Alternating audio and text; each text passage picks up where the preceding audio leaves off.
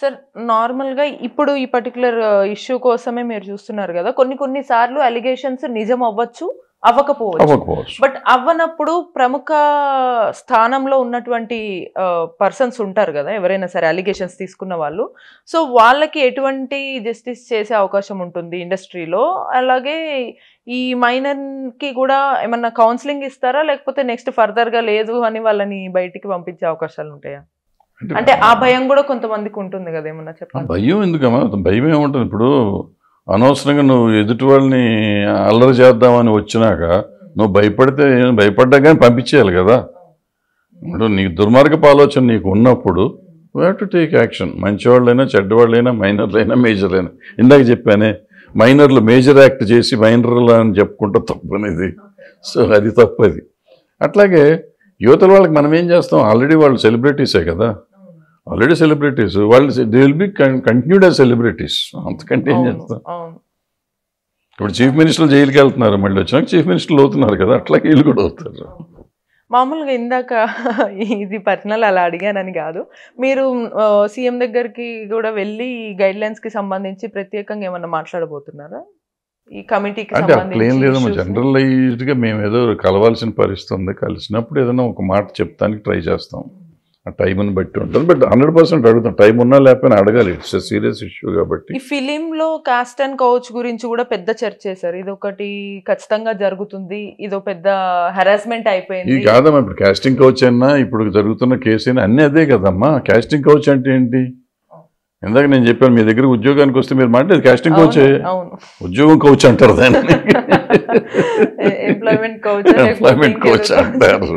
So అవన్నీ ప్రతి చోట జరిగేదాన్ని ఒక రకమైన పేరు పెట్టి ఎవడో కనిపెట్టాడు, కాస్టింగ్ కౌచ్ అని కనిపెట్టాడు. అది జరుగుతుందా? జరుగుతుంది. బట్ అన్ని చోట అందరూ చేయరు కదా. ఇప్పుడు 100% జరుగుతుందంటే నో, దెర్ ఈస్. నో అంటానికి లేదు, మొత్తం లేదు అంటానికి లేదు, there is, but not 100%. So దాన్ని ఎలా ఎరాడికేట్ చేయాలంటే ఇప్పుడున్న పరిస్థితుల్లో అంత ఈజీ కాదు అది. సో దానికి ఎట్లా చేయాలి, ఏం చేయాలని కొంచెం తలకాయలు పగలు కొట్టుకోవాలి. సింపుల్ వేలో ఒక క్వశ్చన్ అడగాలంటే, women safety and role of industry అని అంటే మీరు ఏం చెప్తారు సార్ దాని గురించి? That's what we're trying for, working conditions of women in work place. దానికోసమే ఇప్పుడు అసలు కమిటీలు పెట్టింది. అదే మనం చేయాల్సింది. పని చేస్తున్న సమయంలో, పని చేస్తున్న ప్రదేశంలో వాళ్ళకి ఏం సేఫ్టీ మెజర్స్ చేయాలి అనేదే అసలు ఈ కమిటీలు వేస్తుంది. ఇప్పుడు అదే ఇంపార్టెంట్. ఎందుకంటే ఎవరికైనా కానీ కొంతమంది చెప్పుకోవచ్చు, కొంతమంది చెప్పుకోకపోవచ్చు, but they are facing it. So ఇటువంటి కమిటీలు వేసినప్పుడు అది చేస్తే కొంతవరకు తెలుస్తుంది, బయటకు వస్తాయి. సో ఫైనల్గా ఈ కమిటీ అనేది ఓన్లీ ఫిలింకి సంబంధించి ఫిలిం ఇష్యూ కాబట్టి ఫిలిం కమిటీ ఒకటి సరిపోతుందా, లేకపోతే మన సొసైటీలో రావాల్సిన మార్పుకి ఈ పర్టికులర్ చేంజెస్ ఎవరి నుంచి ఎక్కడ మొదలవ్వాలి అని మీరు అంటారు? అంటే హౌ, ఇందాక మనం మాట్లాడుకున్న వై, వాట్, వెన్ అనేది మనం చర్చించాం. ఇప్పుడు హౌ అనేది ప్రధాన అంశం. ఇప్పుడు అదే చెప్తున్నాం. మనం చేస్తున్న కమిటీ వరకు వాళ్ళు చెప్పినా చెప్పకపోయినా మేము we're trying out to find out the inside అని చేస్తాం. మిగిలిన వాళ్ళు కూడా ఆ పని చేయాలి. మిగిలిన వాళ్ళు కూడా they have got POSH committees and they are doing good. అన్ని చోట్ల వాళ్ళు చేస్తున్నారు. సస్పెండ్ చేసి వాళ్ళని సస్పెండ్ చేస్తున్నారు, యాక్షన్ తీసుకునేది రెగ్యులర్గా బాగా జరుగుతున్నాయి అన్ని చోట్ల, బ్యాంక్స్లో కానీ, సాఫ్ట్వేర్లో కానీ, ఎనీవేర్.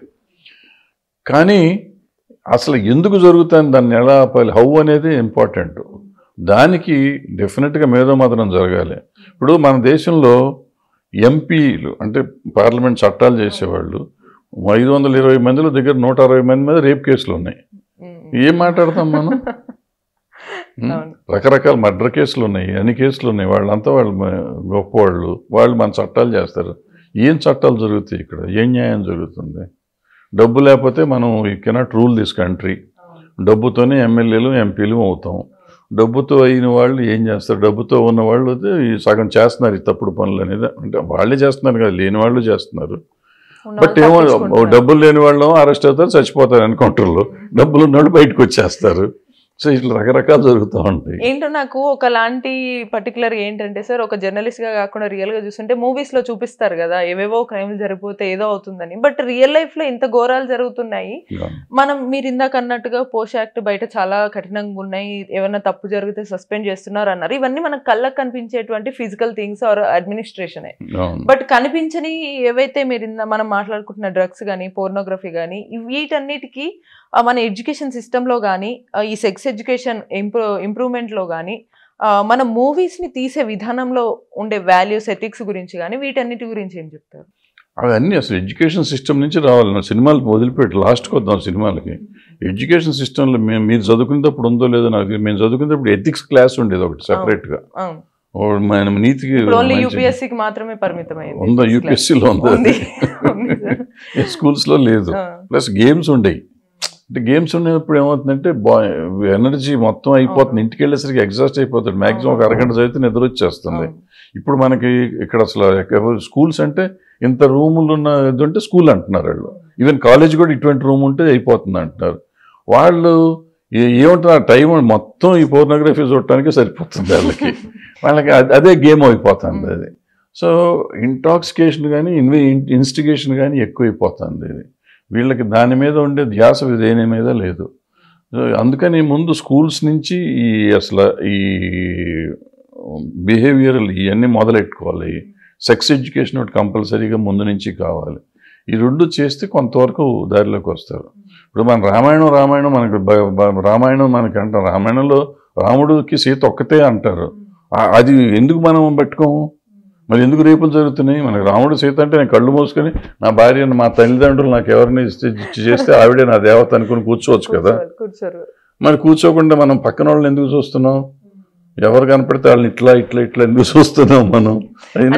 కొన్నిసార్లు ప్రముఖులు ఉంటారు కదా సార్, వాళ్ళ మైండ్ ఇన్ఫ్లుయెన్స్ చేస్తుందేమో అని కూడా అనుకోవచ్చా? ఎందుకంటే కొందరు అంటారు ఇది సెక్స్ ఇదంతా ఏది బయాలజికల్ థింగే కదా అని వాళ్ళు సమర్థించుకోవడం తప్పుని అని అనిపిస్తుంది. దాని గురించి అంటే మారుతున్న సమాజంలో ఇవాళ అదే ఉంది కదమ్మా. నీకు ఒకప్పుడు పెళ్ళి అమ్మాయికి ఏదైనా ఎక్స్ట్రా మార్షియల్ అఫైర్ ఉంటే చాలా గొప్పగా చెప్పేవాళ్ళు, లేకపోతే ఇది వెలివేసేవారు. ఇప్పుడు పొద్దున రిలేషన్షిప్, మధ్యాహ్నం బ్రేక్, సాయంత్రం ఇంకో రిలేషన్షిప్, నైట్ ఇంకో breakup party, relationship party, breakup party. ఒకే రోజు 2-3 పార్టీలు బ్రేకప్ పార్టీలు అయ్యే పరిస్థితి వచ్చింది. అండ్ ఏం మాట్లాడతాం ఇంకా? అండ్ ఇప్పుడు కాన్సెన్షువల్ సెక్స్ ఇస్ ఓకే అంటున్నాం మనం. అది ఏది కాన్సెన్షువల్ ఏది కాదు, కాన్సెన్షువల్ వ్యాలిడిటీ ఏంటి, ఇది ప్రధానం. ఎందుకంటే మనము ఓకే నేను ఓకే అని చెప్పిన తర్వాత ఈ టైం పీరియడ్ వరకు ఇది ఓకే, కానీ కాదన్న తర్వాత యాంటీ అయిపోతే కొన్ని సార్లు చెప్పలేని సిచ్యువేషన్స్ లో వాళ్ళు ఏ తప్పు చేయకపోయినా అనవసరంగా ఇంకొకరు బలవ్వాల్సి వస్తుంది. సో వ్యాలిడిటీని కూడా చాలా సీరియస్గా తీసుకోవాలి కదా. అది తీసుకోకుండా నిన్నటిదాకా కలిసినారు ఇవాళ ఏం పోయే కాలంటే నిన్న నా ఇష్టమయ్యా, ఇవాళ నాకు ఇష్టం లేదు. సింపుల్. నిన్న ఇష్టం ఉంది కాబట్టి ఇవాళ ఇష్టం ఉండాల్సిన అవసరం లేదు. నిన్న నాకు ఇష్టమైంది చేసుకున్నాం, ఇవాళ నాకు ఇష్టం లేదు చేస్తానికి వీలు లేదు. సింపుల్. అంత సింపుల్గా ఉండాలి. అది మనం తయారవ్వాలి. అంటే ఇప్పుడున్న కొత్త దీని ప్రకారం ఇంతకుముందు నీకు ఇష్టమైనా చేయటం తప్పు, నాకు ఇష్టమైనా నేను చేయటం తప్పు. అది ఇవాళ నాకు ఇష్టమైతే నేను చేసుకోవచ్చు, బట్ నాకు ఇష్టం లేకపోతే నువ్వు చేయకూడదు. అది ఇంతకుముందు ఇష్టం లేకుండా చేయటం అనేది తప్పే, ఇప్పుడు కూడా ఇష్టం లేకుండా చేయటం తప్పు, బట్ ఇష్టమైతే చేసుకోవటం. ఇంతకుముందు ఇష్టం అయినా కానీ చేసుకోవటం తప్పు. అది